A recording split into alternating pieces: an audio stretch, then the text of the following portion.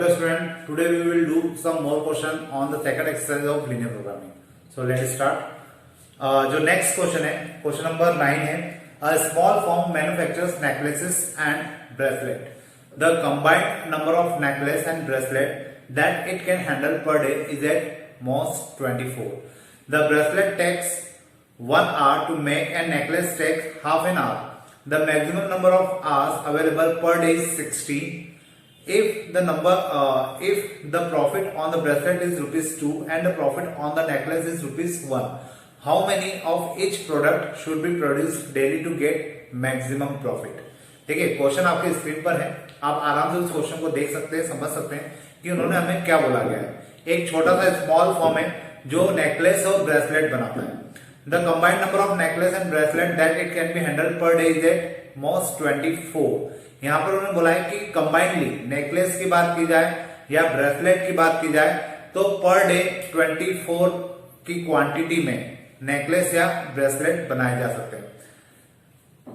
The bracelet takes 1 hour to make and necklace takes half an hour. अगर हम लोग बात करें पर ब्रेसलेट की कि उसको कितना टाइम लगता है तो उसको 1 आवर लगता है, और अगर हम लोग नेकलेस की बात करें तो उसको बनाने में हाफ एन आवर की जरूरत पड़ती है. अब पर डे हमारे पास जो टोटल आवर्स अवेलेबल है वो कितने हैं? 16 hours. If the profit on the bracelet is 2 and profit on the necklace is ₹1. तो देखिए यहाँ पे हमारे पास दो चीजें हैं. एक फर्म है और वो क्या बना रही है? ब्रेसलेट बना रही है और नेकलेसेस ब्रेसलेट बना रही है और नेकलेस बना रही है. तो मैं यहाँ पे लिख लेता हूं ब्रेसलेट और necklace.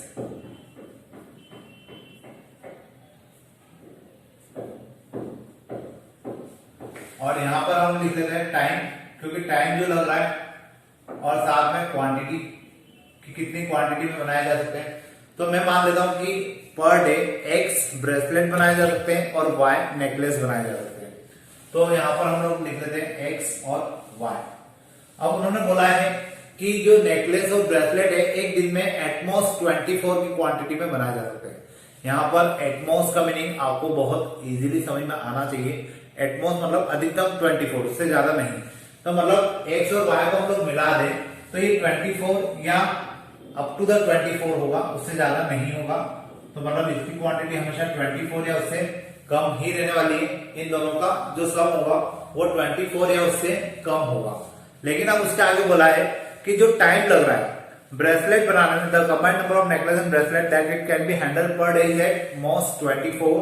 The bracelet take 1 hour to make and necklace take half an hour. Bracelet को बनाने में 1 आवर लगता है, मतलब यहाँ पे मैं 1 आवर लिख सकता हूं, और इसको लगता है 1.5 आवर. मतलब इसको मैं केवल हाफ नहीं है, शायद इसमें 1.5 है. The bracelet take 1 hour to make and necklace take half an hour. Half an hour मैंने सही लिखा है, 1.5 नहीं है, केवल हाफ एन आवर. उसके बाद हमें यहाँ पे टोटल जो टाइम दिया है कि पर डे हमारे पास कितना टाइम अवेलेबल होता है, तो यहाँ पे लिखा गया है 16 आवर्स का. मतलब 16 आवर्स के अंदर हमें क्या करना होता है? ब्रेसलेट और नेकलेस बनाना होते हैं. तो उस कंडीशन में हम लोग के पास जो इक्वेशन जो कंस्टेंट बनेंगे वो 2 बनेंगे. फिर इसके ऊपर हमें बोला गया कि जो प्रॉफिट हो रहा है वो ब्रेसलेट के ऊपर हो रहा है ₹2 का, जबकि नेकलेस के ऊपर हो रहा है ₹1 का. तो यहां मैं प्रॉफिट लिख लेता हूं. प्रॉफिट ब्रेसलेट के ऊपर है ₹2 का और नेकलेस के ऊपर है ₹1 का. तो ये मेरे लिए ऑब्जेक्टिव फंक्शन का काम कर देगा और ये दोनों मेरे लिए कंस्टेंट के काम कर देंगे. तो देखिए मैंने मान लिया कि ब्रेसलेट कितना बन रहा है x और नेकलेस कितना बन रहा है y. अगर एक ब्रेसलेट बनाने में 1 आवर लगता है तो x ब्रेसलेट बनाने में कितना टाइम लगेगा? 1 into x. Same condition y के साथ होगी.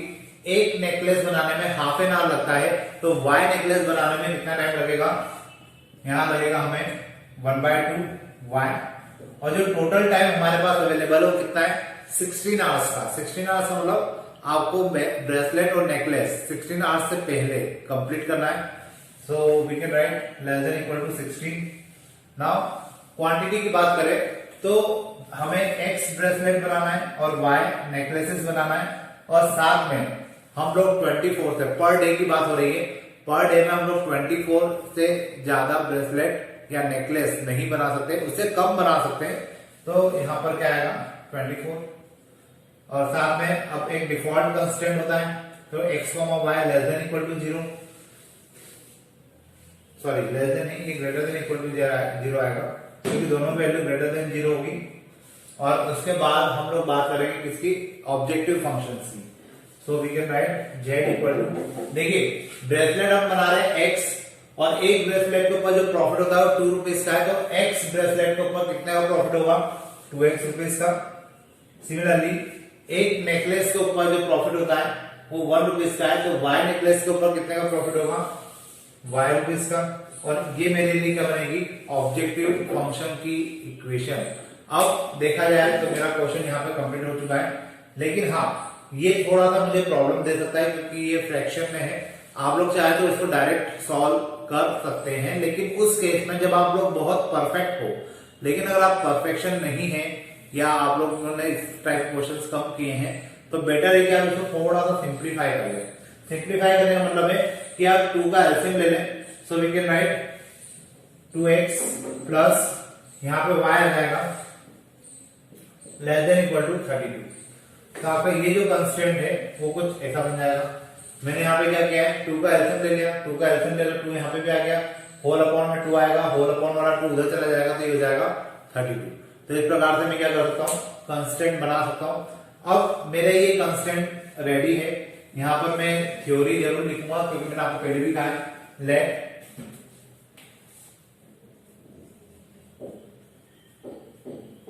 we make x bracelet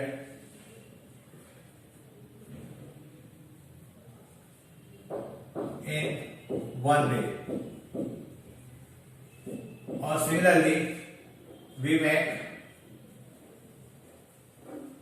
y bracelet, sorry bracelet हो चुका है, नेकलेस की बात कर रहे हैं हम लोग, नेकलेस इन वन डे। तो ये 2 स्टेटमेंट आपको लिखना जरूरी है, क्योंकि इसी से हमें पता चलेगा कि हमने x और y को क्या कंसीडर किया है। अब इसके बाद हम लोग बात करते हैं कि अगर हमारे पास x और y आ गए हैं, तो अब मैं ये कंस्टेंट जो है इनको प्रॉपर इनकी जगह पोजीशन पे लिख देता हूं। तो ये मैं मिटा देता हूं, और ये 2 स्टेटमेंट आपको क्वेश्चन के स्टार्टिंग में लिखना जरूरी है, क्योंकि इसी से हम लोग जस्टिफाई कर पाएंगे कि x क्या है और y क्या है। तो इसको मैं मिटा देता हूं, क्योंकि हमारा जो क्वेश्चन है हम इसको प्रॉपर वे में लिख लेते हैं। तो इसकी जगह ये जो स्टेटमेंट था, ये जो कंस्टेंट था, इसकी जगह हम लोग लिखेंगे 2x plus y less than equal to 32, और जो दूसरा कंस्टेंट है उसको लिखेंगे x plus y less than equal to 24। फिर x y greater than equal to 0, और जो ऑब्जेक्टिव फंक्शन है वो हो जाएगा z equal to 2x plus y। तो इस प्रकार से मेरा ये कंस्टेंट वाला पार्ट कंप्लीट होगा। अब मैं नीचे इस पार्ट को भी मिटा देता हूं, और फाइनली हमें क्या करना है, ग्राफ बनाना है। तो ग्राफ बनाने के पहले हमें पॉइंट्स पता करना होंगे, जिसके ऊपर हम लोग स्ट्रेट लाइन को प्लॉट करेंगे। तो देखिए 1 बाय 1 हम लोग लेते हैं, 2x plus y equal to 32 ले लेते हैं, और इसके लिए एक बॉक्स बनाते हैं।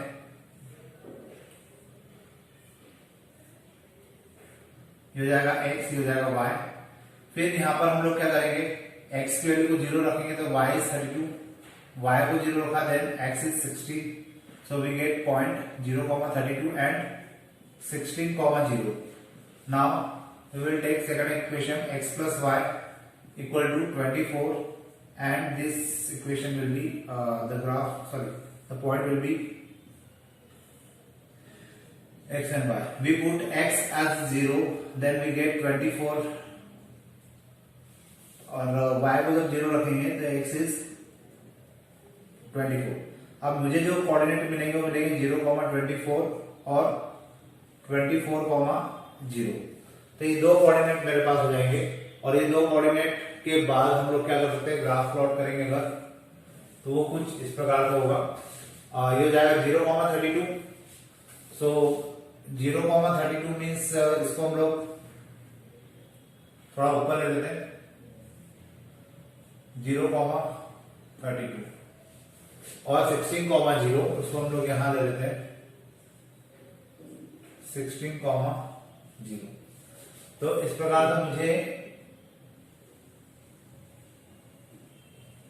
ये एक लाइन मिलेगी और इसके इक्वेशन में लिख लेता हूं 2x प्लस वाई और 32 जो है लेस देन इक्वल टू 32 हो जाएगा। फिलहाल तो हम लोग यहाँ पे इक्वल का साइन लगाते हैं क्योंकि ये जो लाइन प्लॉट हुई है वो इक्वल की हुई है, तो ये कुछ ऐसा बनेगा। अब इसके बाद हम लोग बात करते हैं सेकंड की। सो 0,24 यहाँ के यहाँ जाएगा 0,24। आपको कोऑर्डिनेट भी लिखना है और साथ में उनकी इक्वेशन भी लिखना है। जब भी आप ग्राफ प्लॉट करेंगे इन चीजों का आप लोग ध्यान रखेंगे। इसके बाद 24,0 तो 24,0 यहाँ के यहाँ जाएगा। तो अगर हम लोग लाइन प्लॉट करें तो ये कुछ ऐसी जाना चाहिए और इसके लिए हम लोग लिखेंगे x plus y equal to 24। अब मेरे पास फिर से दो स्ट्रेट लाइन आ गई है। हम लोग एक पॉइंट पता कर ही लेते हैं क्योंकि इसकी जरूरत पड़ेगी शायद हमें। या पहले हम लोग एक काम करते हैं, पहले हम लोग शेडेड एरिया निकाल लेते हैं। हो सकता है कि वो शेडेड एरिया निकालने से हमें कंफर्म हो जाए कि हमें ये पॉइंट निकालना है या नहीं निकालना है। तो यहाँ पर हम लोग एक काम करते हैं, मैं एक ही ले लेता हूँ 2x plus y less than equal to 32। We can put 0 plus 0 and this is 32 0 32। Condition is true, मतलब इसके लिए जो शेडेड एरिया होगा वो नीचे की तरफ होगा। Next one is x plus y less than equal to 24. We can put 0 plus 0 in place of y, x and y. Then we get 0 is less than equal to 24 and again the condition is true. Now we take z equal to sorry, अब मुझे एक point निकालना है, मतलब इसके लिए condition तो true ही आ रही है और कंडीशन ट्रू आ रही है मतलब दोनों का जो शेडेड एरिया होगा वो ये वाला बनेगा।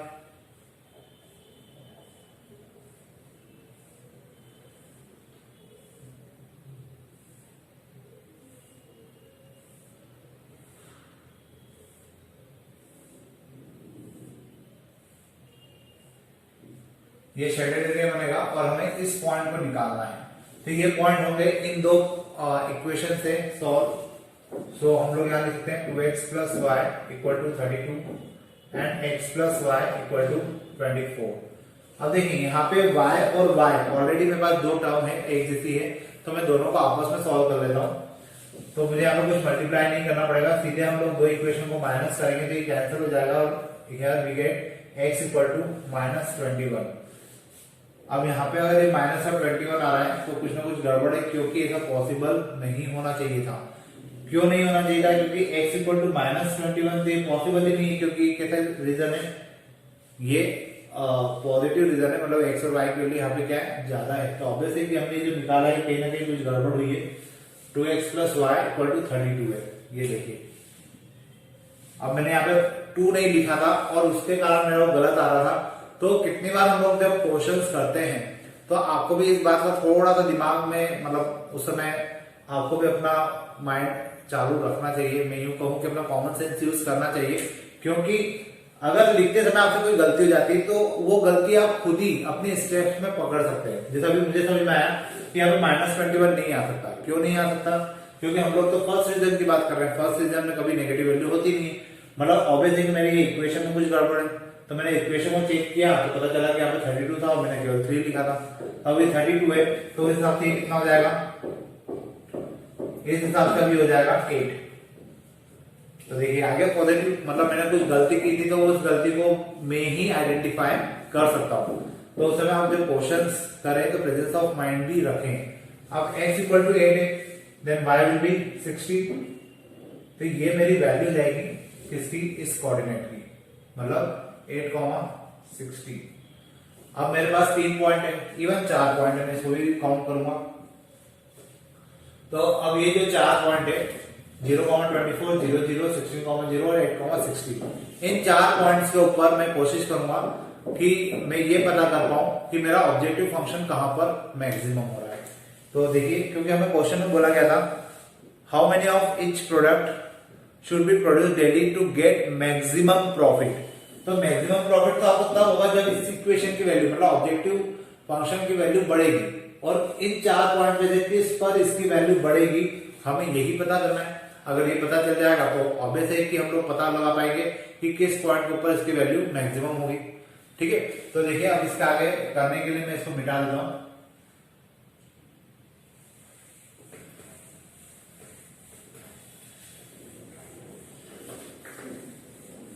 एक बार ऑब्जेक्टिव फंक्शन वापस से देख लें, क्योंकि प्रॉफिट जो हो रहा है ब्रेसलेट पे 2 का हो रहा है और नेकलेस पे हो रहा है 1 का। तो उस कंडीशन में हम लोग ये जो ऑब्जेक्टिव फंक्शन है सबसे पहले 0 के लिए निकालते हैं। फॉर 0 बाय डिफॉल्ट वैसे भी 0 होना है, तो इस पे हमें निकालने की जरूरत नहीं होना थी क्योंकि इसमें प्रॉफिट मैक्सिमम हो ही नहीं सकता। फिर भी हमारी जो रूल्स है उसके अकॉर्डिंग हमें इसको सॉल्व करना ही है। तो z इक्वल टू जाएगा 2 into 0 plus 0 and it is 0। Now for किसके लिए निकालेंगे 16,0 के लिए 16,0 z will be 2 into 16 plus y की जगह 0 that is 32। फॉर इसको मैं उस साइड लिखा देता हूँ, इस जगह नहीं बचेगी, और ग्राफ मिटा देता हूँ, इसकी जरूरत नहीं हमें। अब हम लोग निकालेंगे किसके लिए, अच्छा हमें पॉइंट तो ले नहीं था, कोई बात नहीं, पॉइंट इधर वाला आएगा 0,32 था, यहाँ पर आ जाएगा फॉर 8,16 के लिए निकाल लेते हैं पहले। तो हो जाएगा z equal to 2 into x की जगह लिखेंगे 8 प्लस y की जगह आ जाएगा 16 and it is 16 plus 16 and this will be 32। Now for, अब देखिए यहाँ पे कंफ्यूजन हो गया। कंफ्यूजन क्या है कि मैं कौन सा पॉइंट लूं, क्योंकि वो तो मैंने मिटा दिया गलती से। तो हमें पता होना चाहिए कि ये जो शेडेड रीजन है वो इस लाइन के साथ आ रहा था, और ये लाइन है 0,32 आया था आपका। इसको 0 रखकर मतलब x को 0 रखकर, तो y को 0 रखोगे तो आएगा 16,0। y को 0 रखोगे तो x का आएगा 16,0। मतलब ये क्या होगा 16,0 तो हम लोग ले चुके हैं, 0 ले चुके हैं, 0,24 नहीं लिया है, तो 0,24 ले लेते हैं। z इक्वल टू यहां कितना जाएगा 2 मल्टीप्लाई 0 और 24, then it is z equal to 24। तो z की वैल्यू 24 आ रही है, यहाँ पे 32 आ रही है, यहाँ पे भी 32 आ रही है, और यहाँ पे भी यहाँ 0 आ रही है। तो देखिए यहाँ पर मैक्सिमम वैल्यू की अगर हम लोग बात करें तो यहाँ पे मैक्सिमम वैल्यू 2 जगह पे आ रही है, एक बार 32 यहाँ आ रहा है, एक बार 32 यहाँ आ रहा है। तो दोनों ही केस हम लोग ले सकते हैं, क्योंकि दोनों ही केस में क्या होगा आपको मैक्सिमम प्रॉफिट हो सकता है। लेकिन जब हम लोग ये वाला केस लेंगे तो उस समय नेकलेस क्या होंगे, नेकलेस की क्वांटिटी कितनी होगी 0, और जब हम लोग ये वाला केस लेंगे तो उस कंडीशन में ये वाला केस भी ले सकते हैं, ये वाला केस भी ले सकते हैं। अब ये वाला केस लेते हैं तो उस कंडीशन में जो ब्रेसलेट है उसकी क्वांटिटी होगी 16 और नेकलेस की क्वांटिटी होगी 0। जबकि अगर हमने ये वाला केस लिया तो उस कंडीशन में जो ब्रेसलेट की क्वांटिटी होगी वो होगी 8 और नेकलेस की क्वांटिटी होगी 16। अब देखा जाए तो दोनों की वैल्यू सेम है, हमें दोनों लेना चाहिए क्योंकि हमें मैक्सिमम प्रॉफिट की बात करना है। लेकिन अगर हम लोग थोड़ा सा लॉजिकल बात करें तो इस कंडीशन में क्या होगा, अगर ब्रेसलेट आपके पास 16 है तो नेकलेस तो 0 है, जबकि हमें बनाना क्या है, दोनों को ही बनाना है। और जब दोनों को ही बनाना है तो ऑब्वियस है कि मुझे क्या करना पड़ेगा, इसको अवॉइड करना पड़ेगा। देखा जाए तो मेरा आंसर ये दोनों सही है, लेकिन इसको हम लोग अवॉइड क्यों करेंगे, स्किप क्यों करेंगे, क्योंकि यहाँ प्रॉब्लम है कि यहाँ पर जो क्वांटिटी है नेकलेस की वो 0 है, और हमें 0 नेकलेस नहीं, हमें कुछ क्वांटिटी में नेकलेस बनाना है। इसलिए हम लोग कंसिडर करेंगे तो किसको करेंगे, इसको। तो मैक्सिमम प्रॉफिट क्या हो जाएगा, मैक्सिमम प्रॉफिट विल बी, यहां आ जाएगा 8,16, और जेड जो है प्रॉफिट जो होगा, सॉरी यहाँ पे 16 ये नहीं होगा, प्रॉफिट हो जाएगा ₹32 का, और किस पॉइंट पे होगा 8,16 पर। हम लोग इसको स्किप कर देंगे। इसको क्यों स्किप कर देंगे? क्योंकि आपको मैंने बता दें नेकलेस की क्वांटिटी 0 हो जाती है उस केस में। और यहाँ पे ब्रेसलेट कितने हो जाएंगे? Bracelet will be 8 and necklace will be 16। तो इस केस में हमारा जो आंसर होगा वो आपको मैक्सिमम प्रॉफिट भी देगा और ये हमारे पास नंबर ऑफ क्वांटिटी भी आ जाएगी कि ब्रेसलेट हमें कितने बनाना है और नेकलेस कितने बनाना है। तो फिलहाल अभी कुछ 2-3 क्वेश्चन और बाकी है, तो हम उसको आने वाले वीडियो लेक्चर्स में करेंगे। होपफुली आपके क्वेश्चन समझ में आ गया होगा। अब हम मिलते हैं नेक्स्ट लेक्चर में। The next question of second exercise of linear programming. So let us start. A company manufactures 2 types of novelty souvenirs made of plywood. Souvenirs of type A requires 5 minutes each of cutting and 10 minutes each of assembling. Souvenirs of type B requires 8 minutes each for cutting and 8 minutes for assembling. There are 3 hours 20 minutes available for cutting and 4 hours for assembling. The profit is ₹5 each for type A and ₹6 each for type B souvenirs. How many souvenirs of each type should the company manufactures in order to maximize the profit? देखिए जो question मैंने अभी read किया, ये question आप screen पे भी देख सकते हैं। इस क्वेश्चन के अकॉर्डिंग हमें वापस से क्या करना है? कंस्ट्रेंट क्रिएट करना है। कंस्ट्रेंट क्रिएट करने के बाद हम लोग ग्राफ प्लॉट करेंगे।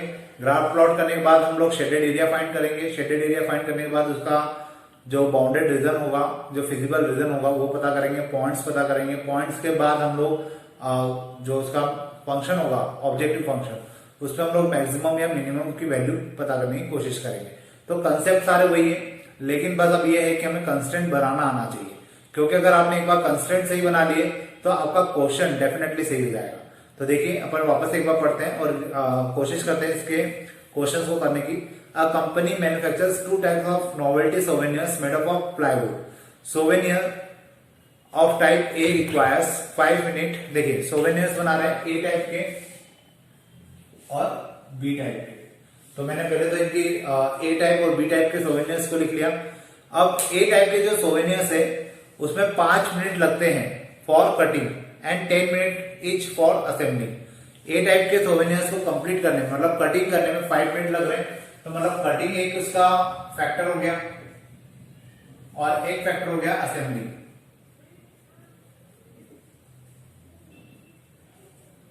अब उसको 5 मिनट लगते हैं किस चीज के लिए?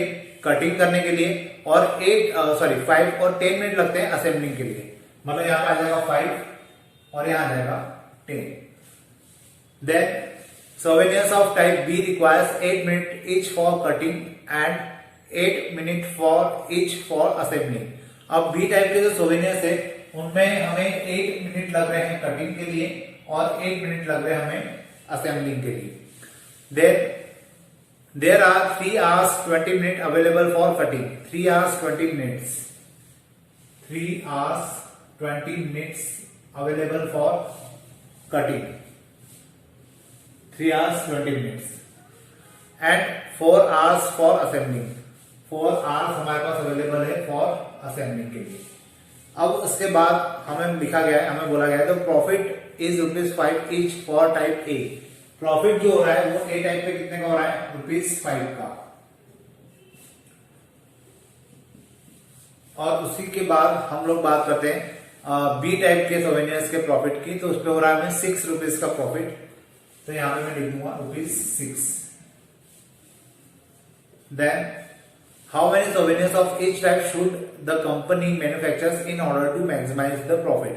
अब उनका कहना यह है कि हमें हर टाइप की, मतलब ए और बी 2 टाइप के सोवेनियर्स है, तो हमें दोनों कितने कितने क्वांटिटी में बनाना चाहिए ताकि हमें जो प्रॉफिट है वो मैक्सिमम हो पाए। तो देखिए मैं मान लेता हूं कि ए टाइप के जो सोवेनियर्स है उनकी क्वांटिटी x है और बी टाइप के जो सोवेनियर्स है उनकी क्वांटिटी y है। अब अगर आपने कुछ नोटिस किया हो इस क्वेश्चन के अंदर तो वो मैं भी एक बार आपको बता दूं कि अभी तक हम कभी भी यहाँ पे यूनिट नहीं लिखते थे। आपने पुराने क्वेश्चन से वीडियो लेक्चर देखे होंगे तो उसमें मैंने यूनिट नहीं लिखी है। यहाँ पे मैंने यूनिट लिखी है। क्यों लिखी है? क्योंकि ये जो क्वांटिटी है ये मिनट में गिवन है और ये जो क्वांटिटी है ये आवर्स में गिवन है। तो आप जब कंस्टेंट बनाएंगे तो कंस्टेंट में भी वही रूल्स फॉलो होता है कि जब भी आप लोग कैलकुलेशन कर रहे हैं तो उसके सारे एलिमेंट की यूनिट सेम होना चाहिए। अगर यूनिट सेम नहीं है तो उस कंडीशन में आपके जो कैलकुलेशंस है वो गड़बड़ हो सकते हैं। तो सीधी सी बात है कि हमें इसको क्या करना होगा, इनकी यूनिट को सेम रखना होगा। तो ये मिनट में है तो ऑब्वियसली हम लोग इसको भी मिनट में बदल लेते हैं। 3 hours 20 मिनट मतलब क्या हो गया, 3 hours मिनट का मतलब हो गया 180 मिनट और 20 प्लस कर देंगे मतलब 400 मिनट। तो वी कैन राइट 400 मिनट। अब मिनट में तो हम लोग कन्वर्ट कर चुके हैं तो मिनट अब आपको लिखने की जरूरत नहीं है। और 4 hours मतलब कितना होता है, 6 into 4 मतलब 240, सॉरी ये 400 नहीं 200 आएगा, क्योंकि एक्चुअल में क्या है 3 hours मतलब 180 प्लस 20 200 मिनट्स। और 4 hours मतलब होता है कितना 240 मिनट्स। तो यहाँ पे मुझे 240 मिनट्स अवेलेबल है और यहाँ पर मेरे पास जो कटिंग के लिए 200 मिनट का टाइम अवेलेबल है। तो अब मैं अगर इसे कंस्ट्रेंट की बात करूं तो मैंने मान लिया कि ए टाइप के सोवेनियर्स कितने हैं, एक्स है, और एक सोवेनियर को बनाने में कटिंग करने में 5 मिनट लगते हैं। तो एक्स सोवेनियर को कटिंग करने में कितना टाइम लगेगा, 5x। फिर वाई बी टाइप के जो सोवेनियर्स है उनकी कटिंग करने में एक सोवेनियर की कटिंग करने में मुझे 1 मिनट लगते हैं। तो वाई सोवेनियर की कटिंग करने में मुझे जो टाइम लगेगा वो होगा 8y।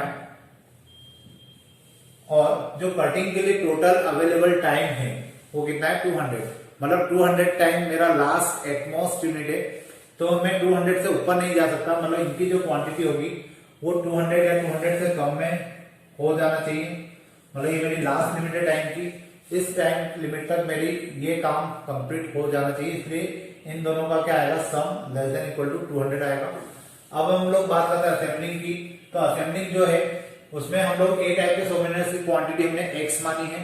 तो ऑब्वियस है कि एक सोवेनियर की असेंबलिंग में अगर मुझे 10 मिनट लग रहे हैं तो एक्स सोवेनियर की असेंबलिंग में मुझे कितना टाइम लगेगा, 10x प्लस, वैसे ही एक सोवेनियर की असेंबलिंग में मुझे 8 मिनट लग रहे हैं तो वाई सोवेनियर की असेंबलिंग में मुझे कितना टाइम लगेगा, 8y। और ये जो टाइम है मतलब ये दोनों मिलकर जो टाइम लेंगे वो मेरे पास 240 की लास्ट लिमिट है, मतलब 240 मिनट के अंदर में ये काम कंप्लीट हो जाना चाहिए, या मैक्सिमम मैं 240 मिनट तक जा सकता हूं। तो इसकी जो कैलकुलेशन है वो 240 तक कंप्लीट हो जाना चाहिए। तो इस प्रकार से मेरे पास ये क्या बनेगा, 2 कंस्टेंट आ जाएंगे। फिर प्रॉफिट की बात करें, ए टाइप के सोवेनियर पर मुझे प्रॉफिट हो रहा है 5 रुपीज का पर सोवेनियर, जबकि मेरे पास क्वांटिटी कितनी है, एक्स है। तो ए टाइप के सोवेनियर अगर एक्स है और उसमें पर सोवेनियर पे प्रॉफिट 5 रुपीज का होता है तो एक्स सोवेनियर पे प्रॉफिट कितने का होगा, 5x। वैसे ही बी टाइप के जो सोवेनियर है उनकी क्वांटिटी y है और हर एक सोवेनियर पे जो मुझे प्रॉफिट होता है वो 6 रुपीज का होता है। तो टोटल प्रॉफिट हो जाएगा 6y। और इन दोनों को प्लस करेंगे तो हमें क्या मिलेगा, ऑब्जेक्टिव फंक्शन। और हमें इसी को मैक्सिमाइज करना है, यही मैक्सिमाइज होगा और हमें बताना है कि किस पॉइंट के ऊपर ये मैक्सिमाइज होगा या मैक्सिमम प्रॉफिट हमारा यहाँ पर कितना हो सकता है। और डिफॉल्ट कंस्ट्रेंट जो होते हैं x, y always greater than equal to 0 होते हैं, ये आपको लिखना है। तो इस प्रकार से मेरे क्या बन जाएंगे, कंस्ट्रेंट बन जाएंगे, ऑब्जेक्टिव फंक्शन बन जाएगा और ये फाइनल मेरा क्या हो जाएगा, एक डिफॉल्ट कंस्ट्रेंट। ये होपफुली आपको समझ में आ गया होगा। इसके साथ हमें एक स्टेटमेंट लिखना होता है, वो स्टेटमेंट मैं यहां लिख देता हूं, लेट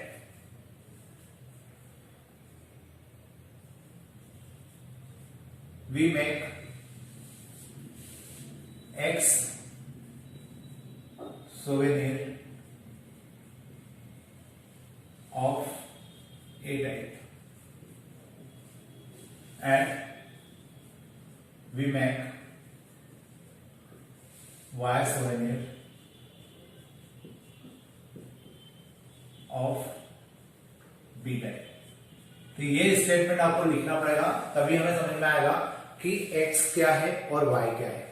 इसके बिना हम लोग क्वेश्चन में जस्टिफाई नहीं कर पाएंगे कि x क्या है और y क्या है। तो ये 2 स्टेटमेंट आपको लिखना है, उसके नीचे ये सारे कंस्टेंट आएंगे। तो देखिए मैं ये सब मिटा देता हूं और ये कंस्टेंट प्रॉपर इसकी पोजीशन पे लिख देता हूं। हमारा जो पहला कंस्टेंट है वो तो एज इट इज आ जाएगा, लेकिन जो दूसरा कंस्टेंट है उसमें हम लोग 2 से डिवाइड कर सकते हैं और 2 से डिवाइड करने पर वो थोड़ा सा छोटा भी हो जाएगा। आप चाहे तो डायरेक्ट भी कर सकते हैं, कोई दिक्कत नहीं है, लेकिन अगर हम लोग किसी कंस्टेंट को छोटा कर पाए और उसको फिर सॉल्व करें तो ज्यादा इजी होता है। तो देखिए फर्स्ट कंस्टेंट तो आ जाएगा मेरा 5x plus 8y less than equal to 200, और जो दूसरा वाला है वो है 10x plus 8y less than equal to 240। मैं इस कंस्टेंट को क्या कर रहा हूँ 2 से डिवाइड कर रहा हूँ, तो मैं इसको और क्या लिख सकता हूँ, या मैं नीचे लिख देता हूँ क्योंकि आगे तो हमारा क्वेश्चन कंप्लीट हो जाएगा। मैं इसको क्या लिख सकता हूँ 5x 2 से डिवाइड कर दिया मैंने 4y और ये जाएगा 120। 2 से डिवाइड करेंगे तो ये कांस्टेंट आ जाएगा। जो ऑब्जेक्टिव फंक्शन है वो हो जाएगा z equal to 5x plus 6y, और जो x y है x y is greater than equal to 0। तो इस प्रकार से मेरे पास कांस्टेंट क्रिएट हो जाएंगे। अब मैं 1 बाय 1 एक एक को सॉल्व कर लेता हूं। तो यहां आ जाएगा 5x plus 8y less than equal to 200, और यहां पे हम लोग अगर इसको लिख दे तो हो जाएगा x y, x को लिखा मैंने 0 तो y कितना हो जाएगा 25, और y को लिखा 0 तो ये हो जाएगा कितना, इसको ऊपर 5 से डिवाइड करेंगे तो ये हो जाएगा 40। तो यहाँ पे मेरे पास जो कोऑर्डिनेट आएंगे वो आएंगे 0,25 और 40,0। अब इसके बाद हम लोग बात करते हैं सेकंड कंस्टेंट की। तो सेकंड कंस्टेंट में इसकी बजाय ये वाला यूज करूंगा, तो we can write 5x plus 4y equal to 120, और इसके लिए अगर हम लोग बॉक्स बनाते हैं तो ये कुछ ऐसा बनेगा x y, x की जगह रखा 0 तो y हो जाएगा 30, और y की जगह 0 रखा तो x हो जाएगा 12 से अगर हमने इसको डिवाइड किया तो 2 और 4 24। तो इस प्रकार से जो मुझे कोऑर्डिनेट मिलेंगे वो मिलेंगे 0,30 और 24,0। तो इस प्रकार से मेरे दो कांस्टेंट हो जाएंगे। अब मैं इसको सॉल्व करता हूं, मतलब इसके लिए मुझे ग्राफ प्लॉट करना होगा। तो देखिए यहां पर हम लोग एक ग्राफ बना लेते हैं। यहां आ जाएगा 0,25, क्योंकि 0,30 है तो ऊपर आ जाएगा थोड़ा सा, तो यहाँ पे मैं ले लेता हूँ 0,25 और 40,0। तो 40,0 मैं आगे से आगे ले लेता हूँ, ये हो जाएगा 40,0। अब अगर मैं इसको मिलाऊं, ये कुछ ऐसी लाइन जाएगी, इसको मैं थोड़ा सा ऊपर भी बढ़ा देता हूं, और इस लाइन की इक्वेशन हम हाथों हाथ लिख लेते हैं। 0,25 और 40,0, इसकी इक्वेशन हो जाएगी 5x plus 8y equal to 200। यहाँ पे इक्वल का साइन आना चाहिए वैसे तो, क्योंकि हम लोग इसको इक्वल मानते हुए सॉल्व करते हैं। अब उसके बाद हम लोग 0,30 की बात करें तो 0,30 यहां मान लेते हैं और 24,0 यहां मान लेते हैं। तो ये कुछ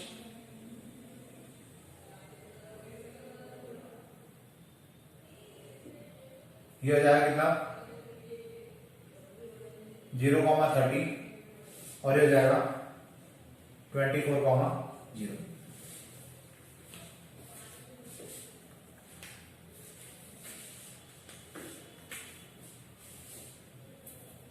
इसके बाद हम लोग क्या कर सकते हैं, 0,30 हो गया और 24,0 हो गया। अब मुझे यहाँ पे पता करना है कि मेरा शेडेड रीजन किस डायरेक्शन में आ रहा है। तो उसके लिए हम लोग इन्हीं दो कांस्टेंट को यूज करते हैं, 5x plus 8y less than equal to 200। और अगर हम लोग यहाँ पे 0 0 रख दें तो उस कंडीशन में क्या आ जाएगा 0 प्लस 0 200 मतलब कंडीशन क्या होगी यहाँ पे ट्रू। तो मतलब मैंने कौन सी कंस्टेंट लिया ये वाला, तो इसका जो एरिया है वो किधर बनेगा नीचे की तरफ, शेडेड एरिया किधर आएगा नीचे आएगा। और अब अगर हम लोग इसकी बात करें, ये जो इक्वेशन है ये है मेरे पास 5x प्लस, ये जो इक्वेशन है ये क्या हो जाएगी 5x plus 4y equal to 120। अब मैं अभी तक ये तो पता कर चुका हूं कि इस लाइन का जो शेडेड एरिया है वो नीचे है।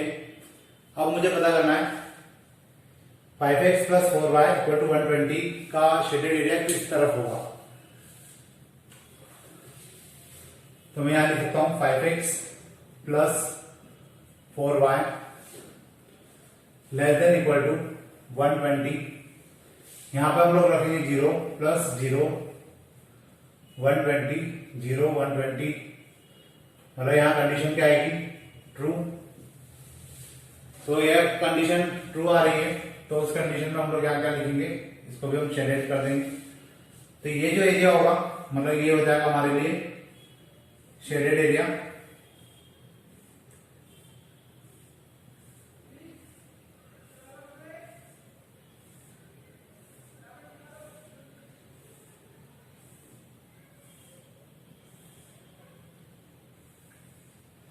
अब इस शेडेड एरिया में हमें ये पॉइंट निकालना पड़ेगा और ये पॉइंट है इन दो इक्वेशन का इंटरसेक्शन पॉइंट। तो इसको निकालने के लिए हम लोग क्या करेंगे, इनको आपस में सॉल्व कर लेते हैं।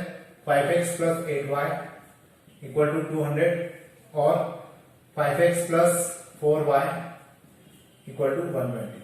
अब देखिए यहां पर एक्चुअल में क्या होता है कि ये पॉइंट कितनी बार आपको ग्राफ देखकर भी समझ में आ जाता है कि ये पॉइंट क्या होगा, लेकिन कभी कभार हमें नहीं समझ में आता कि ये पॉइंट क्या होगा। तो ये आपको इजीली समझ में आना चाहिए कि हम लोग इसको कैसे निकाल सकते हैं। तो दोनों इक्वेशन को आप आपस में या तो क्रॉस मल्टीप्लिकेशन मेथड से सॉल्व कर लीजिए या इसको सब्स्टिट्यूशन मेथड से सॉल्व कर लीजिए, जो आपको मेथड इजी लगती है उससे सॉल्व कर लीजिए और आंसर निकाल सकते हैं आप लोग। यहाँ से ये दोनों कैंसिल हो जाएंगे, ये हो जाएगा 4y और ये हो जाएगा 80, मतलब y इक्वल टू आ जाएगा 20। अब y अगर 20 है तो y को हम लोग अगर यहां रख दे 20 तो ये हो जाएगा कितना 160, 160 उधर जाएगा तो ये हो जाएगा 40, 40 को 5 से डिवाइड करेंगे तो ये आ जाएगा 8, मतलब x की वैल्यू जाएगी यहाँ पे 8। तो इस प्रकार से मेरे पास x और y की वैल्यू आ जाएगी और ये होगी 8, 20। अब मेरे पास यहाँ पे 3 पॉइंट आ चुके हैं, 0, 0, 0, 25, 24, 0 और 8, 20। तो अब मुझे इन चारों पॉइंट को 1 बाय 1 क्या करना है, मुझे जो ऑब्जेक्टिव फंक्शन है उसमें रखना है और हम लोग देखेंगे कि किस पर्टिकुलर फंक्शन के लिए ये मैक्सिमम हो सकता है। तो देखिए ऑब्जेक्टिव फंक्शन को छोड़कर बाकी में सब मिटा देता हूं क्योंकि ये होपफुली आपको समझ में आ चुका है। देखो अभी मिटा देता हूं और हम लोग इसके आगे के क्वेश्चंस कर लेते हैं। क्वेश्चन सॉरी मतलब ऑब्जेक्टिव फंक्शन में वैल्यू रख लेते हैं। सबसे पहले हम लोग 0, 0 के लिए सॉल्व करते हैं। तो for 0, 0 z will be 5 into 0 plus 6 into 0 and it is 0. Now for 24, 0 z will be z equal to 5 into 24 plus 6 into 0, z equal to 120 plus 0 that is 120। फिर हम लोग बात करते हैं 0,25 की। तो यहां हम लोग लिखेंगे फॉर 0,25 और 0,25 के बाद हम लोग लिखेंगे z के लिए। तो z equal to 5x plus 6y, 5 into 0 plus 6 into 25 equal to 0 plus 25 into 6 कितना हो जाएगा 175 या 150 होगा। तो यहाँ पे हमारे पास आंसर आ जाएगा 150। लास्ट पॉइंट हम लोग निकालेंगे फॉर 0, 0 हो गया, 0,25 हो गया, 24, 0 हो गया। अब निकालना है 820 के लिए। तो 820 के लिए निकालते हैं, यहाँ आ जाएगा 8, 20। तो z हो जाएगा z equal to 5x plus 6y, z equal to 5 into 8 plus 6 into 20. Z will be it is 40 plus 120 and this will be 160. अब एक वैल्यू 160 आ रही है, एक 150 आ रही है, एक 0 आ रही है, एक 120 आ रही है। अब हमें इस क्वेश्चन में बोला गया था कि हमें मैक्सिमम प्रॉफिट किस केस में हो सकता है। तो अगर मैक्सिमम प्रॉफिट की हम लोग बात कर रहे थे तो मैक्सिमम प्रॉफिट हमें हो रहा है 160 में, क्योंकि यहाँ तो 0 आ रहा है, यहाँ 120 आ रहा है, यहाँ 150 आ रहा है, यहाँ 160 आ रहा है। तो जो मैक्सिमम प्रॉफिट है वो हो जाएगा कितना, मैक्सिमम प्रॉफिट इज ₹160। क्लियर? और ये किस पॉइंट हो रहा है? एट, ये हो रहा है हमें 8,25 पे। मतलब जो एक्स का ए टाइप के सोवेनियर हो गए, ए टाइप